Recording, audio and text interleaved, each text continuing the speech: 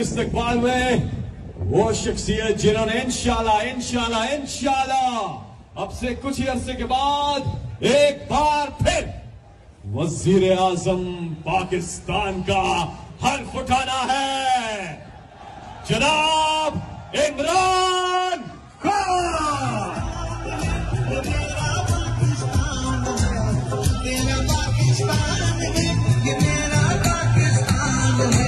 इस पे दिल कुर्बान, इस पे जान भी कुर्बान है, वो इस पे दिल कुर्बान, इस पे जान भी कुर्बान है, तेरा पाकिस्तान।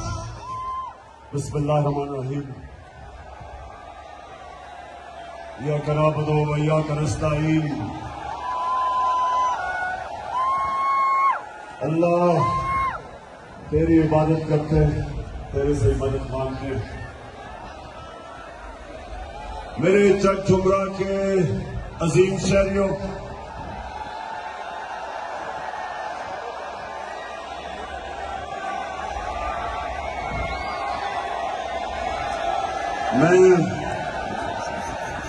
मैं आज आप सबको इतनी तादाद में यहां आने का सलाम भी करता हूं और ये आपने जो मुझे इज्जत दी उसका शुक्रिया अदा भी करता हूं।